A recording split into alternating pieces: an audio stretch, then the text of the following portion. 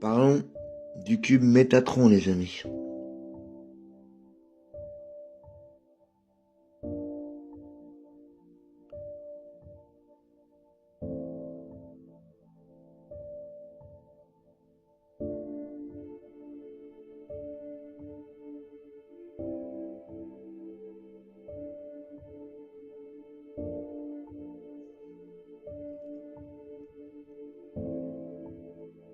Il existe un fil conducteur qui relie tout sur Terre à travers des motifs, des codes géométriques et des ratios mathématiques, tout pointant vers une connexion à un esprit central de traitement.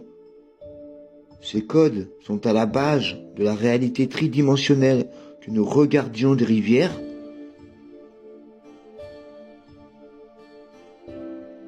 des arbres, des fleurs, l'anatomie, des coquillages ou de l'ADN. Le sommet des formes géométriques sacrées est le cube mystique connu sous le nom du cube de Métatron. Ce symbole complexe contient les angles et les formes interconnectées dont le monde physique est le plan et agit comme le processeur algorithmique pour la troisième dimension, qui n'est en réalité rien de plus qu'une fausse matrice existant dans une quarantaine temporaire au sein d'un véritable univers inébranlable, libre des restrictions du temps et de la décomposition.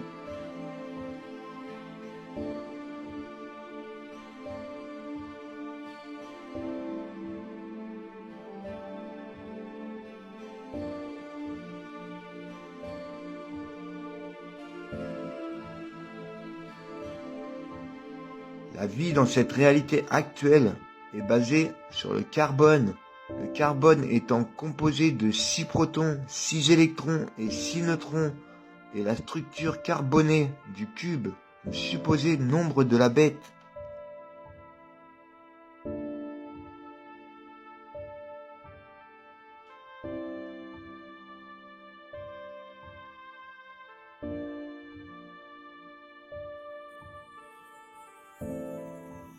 C'est pourquoi l'étoile a 6 branches et un symbole si commun. C'est le sceau qui a pris notre énergie cardiaque infinie et l'a canalisée dans ce monde d'ombre en 3D. Enfermée dans un tel labyrinthe complexe d'hexagones géométriques et de grilles, l'humanité a vu avec une vision partielle, ségrégée de la véritable Terre, qui, comme nous, est actuellement recouvert de limitations via le système de superposition métatronique. Le but de ce système a été de canaliser l'essence créative dans un jeu de polarité, de lumière et d'obscurité, d'opposés. Nous avons été utilisés comme source de nourriture pour alimenter énergétiquement ce système métatronique hiérarchique. Cela a été visualisé comme l'œil qui voit tout et la pyramide. Nous avons le cube de Métatron en haut, une machine de traitement binaire qui impose la décomposition. Nous pouvons personnifier cette force en tant que dieu imposteur que la cabale sombre place en haute estime depuis qu'ils utilisent la superposition métatronique pour réaliser leur extraction d'énergie.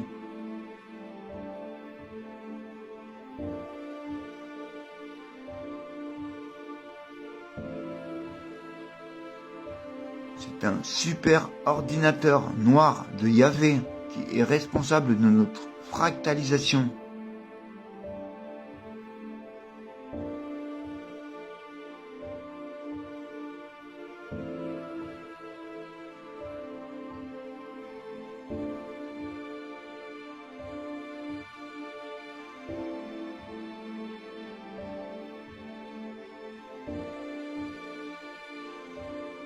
Le cube de Métatron représente finalement le confinement des cubes dans des cubes dans des cubes, le carrément géométrique de notre conscience, le conteneur magique ultime. Tout est compressé dans une structure toroïdale dans cette fausse matrice.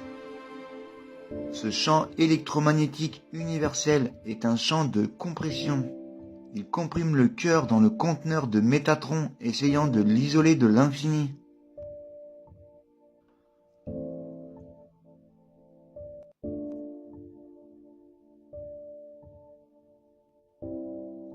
L'énergie du cœur est ce qui alimente finalement ce labyrinthe. C'est l'étincelle innée du point zéro qui a été verrouillée dans la superposition de matrices fausses de la troisième dimension. La fleur de vie décrit l'énergie interconnectée de l'infini qui est liée dans un champ de consommation de soi.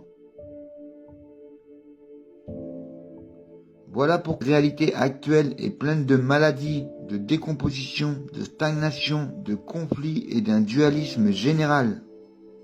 La fleur de vie est contenue, signifiant l'essence transcendante liée à la limitation. La fleur de vie et le cube de Métatron décrivent en fait la même chose. Ils sont la même porte tridimensionnelle exprimée de manière bidimensionnelle, comme différentes. Les lignes courbes sont féminines et les lignes rigides sont masculines. Ce que nous avons est une énergie régénératrice féminine en pleine expansion canalisée dans un système métatronique rigide et masculin. L'essence créative de nous et de la Terre a été contenue en mélangeant le flux de l'esprit dans un modèle fixe où il est lié par la matière. Nous pouvons relier cette situation à l'histoire gnostique de Sophie, la grande mère qui est devenue liée à la matière via la création de Démiurgie. C'est pourquoi chaque expérience dans ce cube a une signification. C'est pourquoi nous faisons de l'expérience de la synchronicité. C'est pourquoi il semble y avoir une lutte entre l'esprit et la matière, car nous avons canalisé l'inébranlable dans le fixe. Le cube de Métatron contient toutes les formes géométriques de la création tridimensionnelle.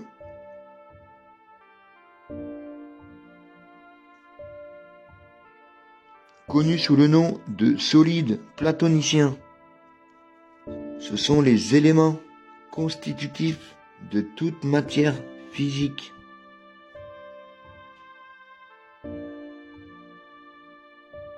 Les solides platoniciens sont les plans de conteneurs que Métatron utilise pour imposer l'hyperphysicalité.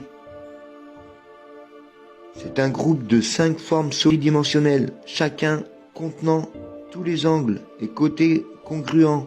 Ce sont ces figures géométriques qui se manifestent comme éléments en 3D, feu, terre, air, eau, éther.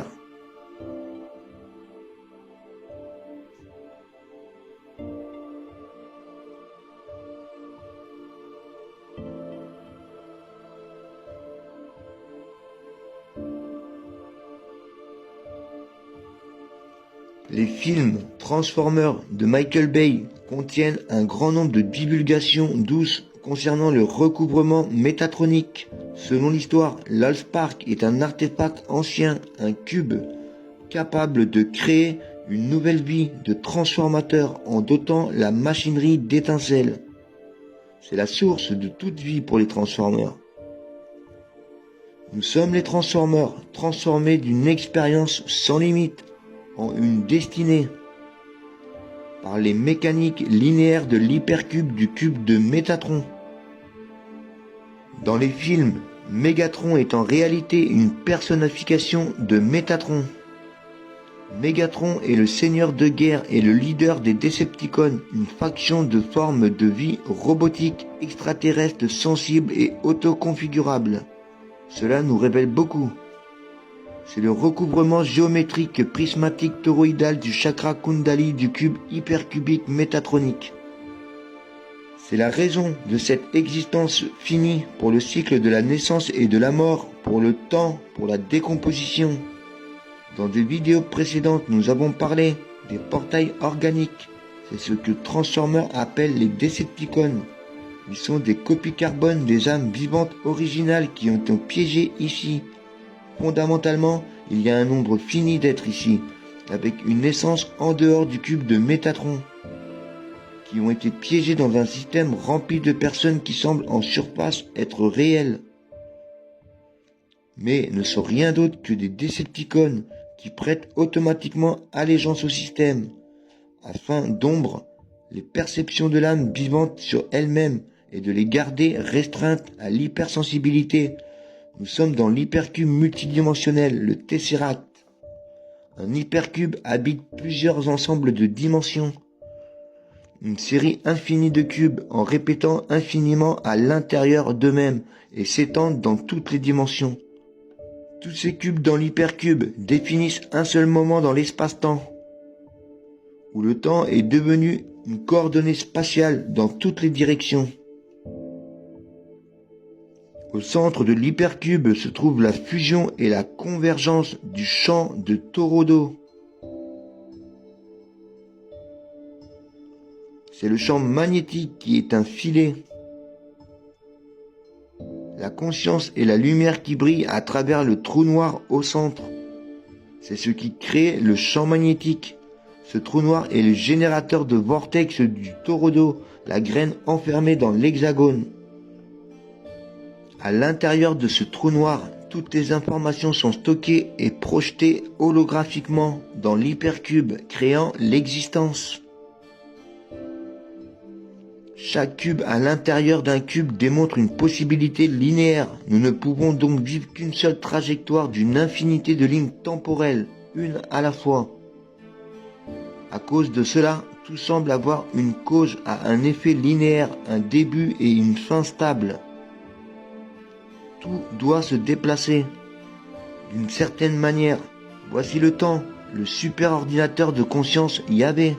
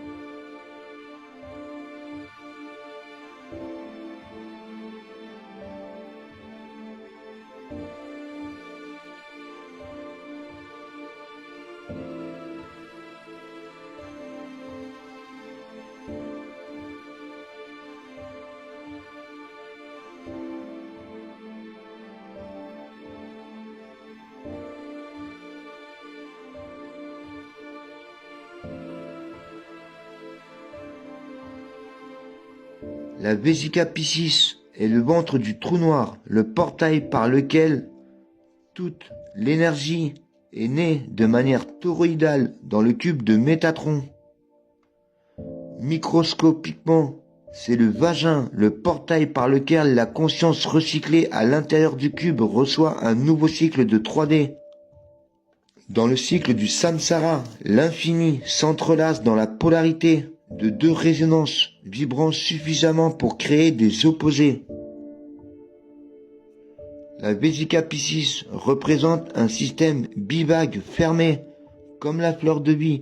Cela dicte un approvisionnement énergétique fini, consommant des énergies, créant ainsi une conscience parasitaire. Divisé dans la séparation, l'observateur et l'observé se manifestent toujours comme distincts. C'est pourquoi nous ne pouvons jamais nous fondre dans notre environnement, seulement interagir avec lui comme des séparés. Ce n'est pas la vraie réalité, livre d'architecture inorganique. Ce sont des schémas de séparation forcés conçus pour fragmenter la conscience. La matrice d'extraction d'énergie est conçue pour soutenir la superposition métatronique. Parce que quand nous ne réalisons pas qui nous sommes, quand nous sommes pris dans toute cette connerie qui nous entoure, quand nous devenons attachés à la nature hyperphysique du temps linéaire, alors nous finissons par oublier.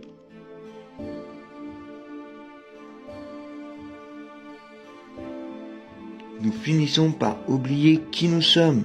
C'est pourquoi nous avons été dans le cycle du samsara. Il semble paradoxal, mais nous avons été captifs de nombreuses entités dans cette superposition de conscience cubique.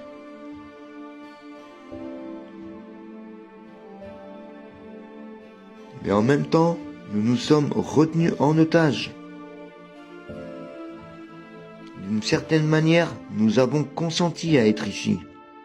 Et l'âge sombre, dont parlent de nombreuses mythologies, l'âge de fer semble sur le point de se dissoudre, ce qui signifie que nous passons d'un âge à un autre. Nous passons en 5e dimension. Cela va-t-il être un âge d'or? Peut-être l'âge d'or va-t-il nous révéler à quoi ressemble la vraie réalité sans les superpositions, peut-être.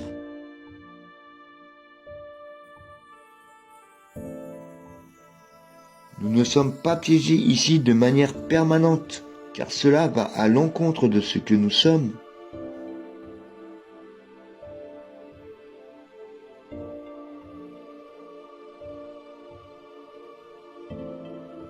Le faux système de superposition métatronique est uniquement présent lorsque nous ne reconnaissons pas que quelque chose existe au-delà de ces formes de création.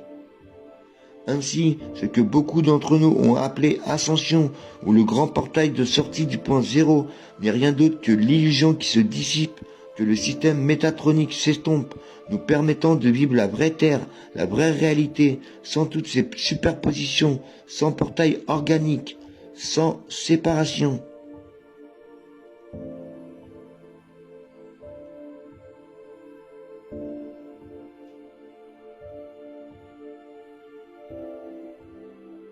Embrassez le paradoxe.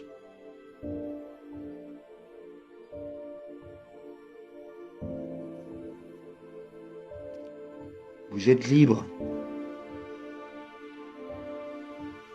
Libre d'agir. Libre de penser.